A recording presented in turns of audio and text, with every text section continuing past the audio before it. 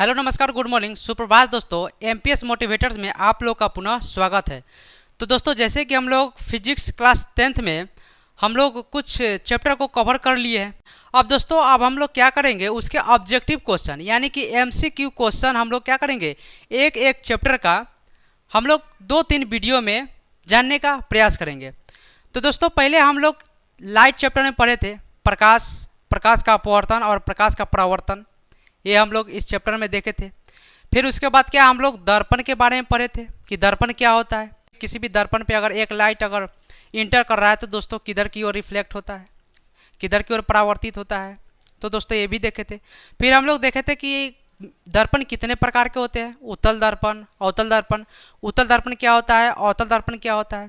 फिर दोस्तों हम लोग इससे रिलेटेड और क्या हम लोग लेंस के बारे में जाने थे कि लेंस कितने प्रकार के होते हैं, उत्तल लेंस, अवतल लेंस। उत्तल लेंस क्या होता है, अवतल लेंस क्या होता है। फिर दोस्तों हम लोग इसका यूज भी देखे थे कि हम लोग इसका यूज कहाँ करते हैं। जैसे कि लिंक है दोस्तों, उस पर क्लिक करके आप वीडियो को पुनः देख सकते हैं। और फिर इस क्वेश्चन को अगर सॉल्व कीजिएगा तो दोस्तों क्वेश्चन बहुत आसानी से सॉल्व भी हो जाएंगे। तो दोस्तों जैसे कि यहाँ पे पहला दिया हुआ है, दाढ़ी बनाने में किस प्रकार के दर्पण का उपयोग करते हैं।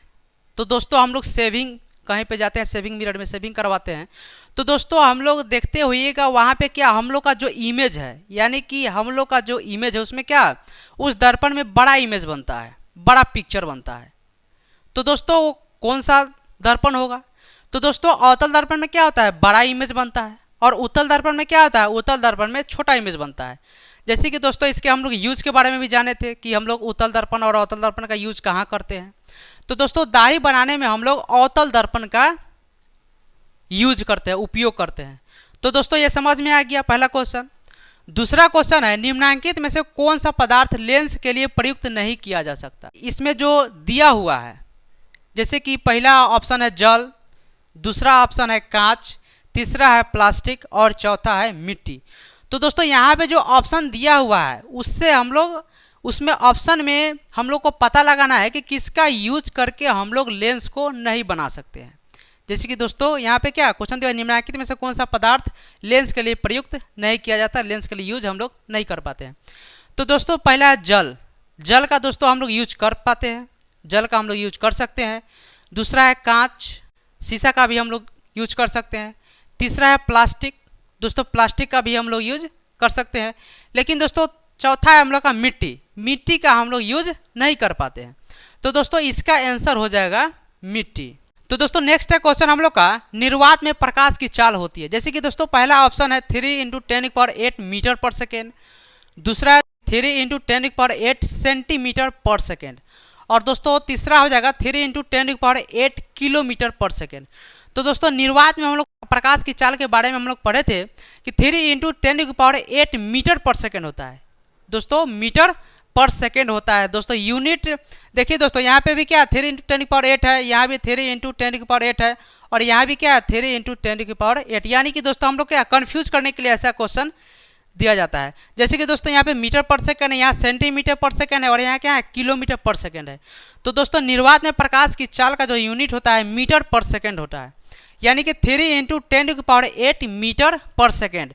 तो दोस्तों इसका आंसर हो जाएगा हम लोग का यानी कि 3 × 10⁸ मीटर पर सेकेंड क्या होता है, निर्वात में प्रकाश की चाल होती है। नेक्स्ट क्वेश्चन है दोस्तों हम लोग का, जैसे कि परावर्तन के नियम से निर्धारित होता है। अब दोस्तों देखते हैं ऑप्शन में कि परावर्तन के नियम से क्या निर्धारित होता है। पहला है दोस्तों यहाँ पे आपतन कोण परावर्तन कोण के बराबर होता है, दूसरा है परावर्तन कोण अपवर्तन कोण के बराबर होता है, और तीसरा है आपतन कोण विचलन कोण के बराबर होता है।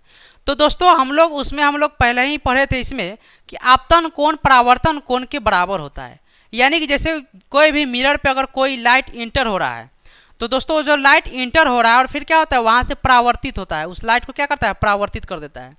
तो दोस्तों जब परावर्तित कर देता है तो दोनों का एंगल जो है और बीच में क्या अभिलंब रहता है। जैसे कि दोस्तों यहाँ पे हम लोग समझ सकते हैं, जैसे कि दोस्तों इसमें हम लोग समझ सकते हैं कि ये क्या हम लोग का मिरर हो जाएगा, दर्पण हो जाएगा, और यहाँ से क्या है कोई भी लाइट दोस्तों जब इंटर करता है तो क्या करता है ये परावर्तित करता है, लाइट को रिफ्लेक्ट कर देता है।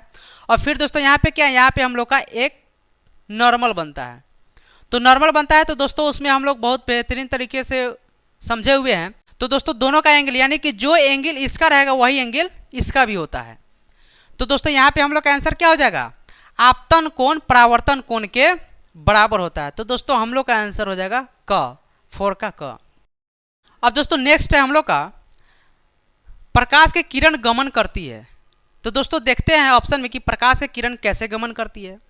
तो दोस्तों पहला है सीधी रेखा में, दूसरा है टेढ़ी रेखा में, और दोस्तों तीसरा है किसी भी दिशा में नहीं, यानी कि किसी भी दिशा में वो क्या करती है, गमन करती है।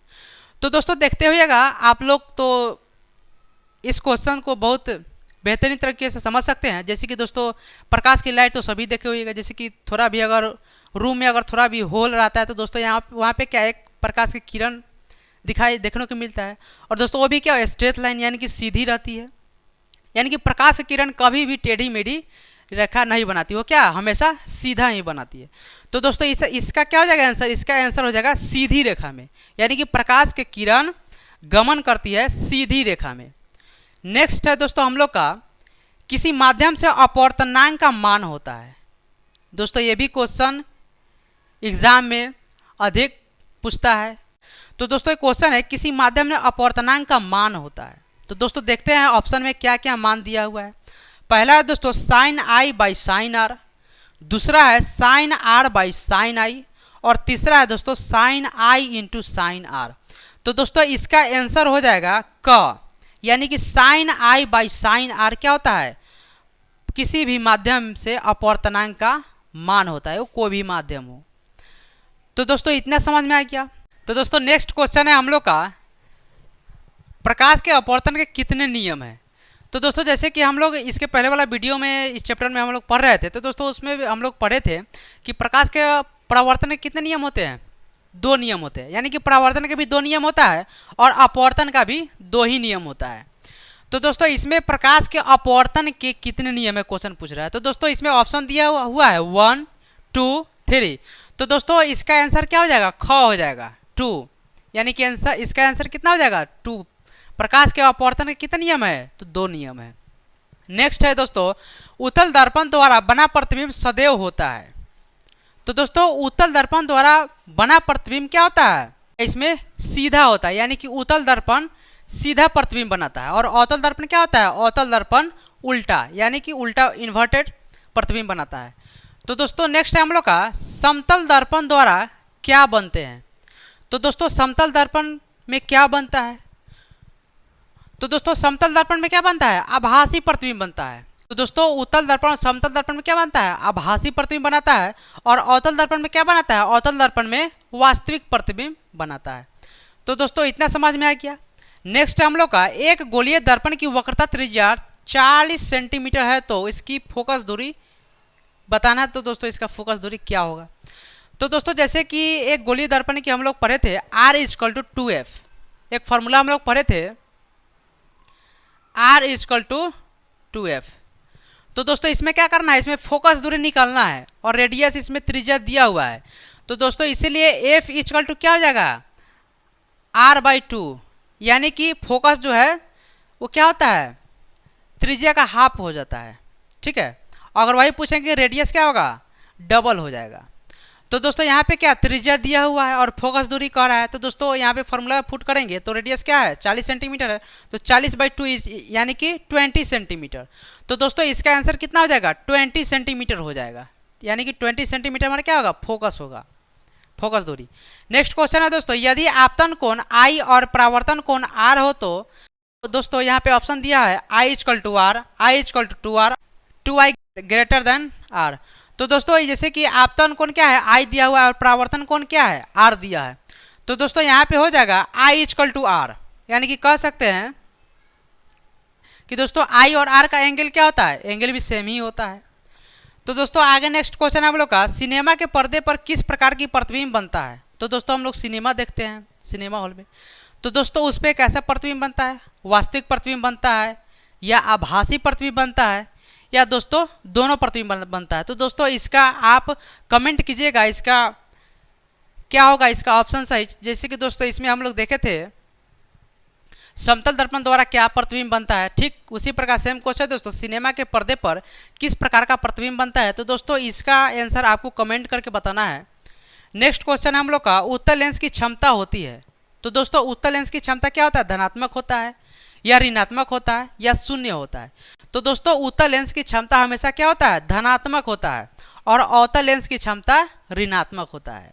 तो दोस्तों नेक्स्ट क्वेश्चन है हम लोग का, माध्यम बदलने पर प्रकाश का वेग का बदलना कहलाता है। तो दोस्तों किसी भी माध्यम हो, अगर माध्यम चेंज हो रहा है तो दोस्तों प्रकाश का वेग भी क्या होगा, चेंज होगा। तो दोस्तों किसके कारण होता है, आवर्तन के कारण होता है। यानी कि आवर्तन के कारण क्या होता है, प्रकाश का भी वेग में चेंजिंग आती है। तो दोस्तों नेक्स्ट है हम लोग का, किस दर्पण का दृष्टि क्षेत्र बड़ा होता है। तो दोस्तों हम लोग पढ़े थे कि उत्तल दर्पण में क्या होता है, छोटा इमेज बनता है प्रतिबिंब, और अवतल दर्पण में क्या होता है, बड़ा प्रतिबिंब बनता है। तो दोस्तों यहाँ पे क्या हो जाएगा, किस दर्पण में दृष्टि क्षेत्र बड़ा बनता है। तो नेक्स्ट है हम लोग का, निम्नलिखित में से प्रकाशित माध्यम कौन है। तो दोस्तों इस जैसे कि लकड़ी दिया हुआ है, अगर लकड़ी पे क्या, अगर लाइट अगर पास कराते तो क्या दोस्तों कम ही होता है, और अगर शीशा हो जाए तो दोस्तों शीशा पे अगर लाइट पास कराते तो क्या होता है, अधिक मात्रा में लाइट और आ जाता है। तो दोस्तों इसका आंसर क्या हो जाएगा, इसका आंसर शीशा हो जाएगा। नेक्स्ट है, गोलीय दर्पण की फोकस दूरी उसकी वक्रता त्रिज्या की क्या होती है। तो दोस्तों इसके पहले हम लोग क्वेश्चन देखे थे, यानी कि फॉर्मूला क्या होता था, R=2f। तो दोस्तों R=2f यानी कि रेडियस से क्या हो जाएगा, फोकस दूरी डबल हो जाता है। अगर वही अगर फोकस दूरी पूछा जाए रेडियस से तो दोस्तों क्या होता है, आधी हो जाती है। यानी कि यहाँ पे लिख सकते हैं R=2f होता है, और यहाँ पे क्या हो जाएगा, F हो जाएगा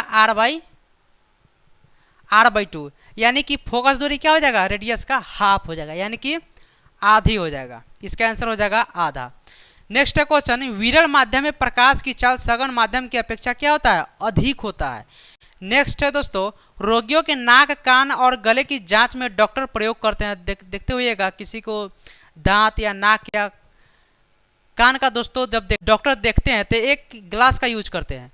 तो दोस्तों उस ग्लास का जो यूज करते हैं उसमें क्या होता है, उसमें अवतल दर्पण होता है। यानी कि अवतल दर्पण होता है, कहने का मतलब हुआ छोटा छोटा इमेज को क्या करता है, वो बड़ा करके हम लोग को दिखाता है। तो दोस्तों अवतल दर्पण का डॉक्टर यूज करते हैं। नेक्स्ट है हम लोग का, सोलर कुकर में प्रयोग किए जाते हैं। तो दोस्तों सोलर कुकर में भी क्या किया जाता है, अवतल दर्पण का यूज किया जाता है। यानी कि अधिक मात्रा में क्या होता है, लाइट वहाँ पे आता है। तो दोस्तों सोलर कुकर में भी हम लोग अवतल दर्पण का यूज करते हैं।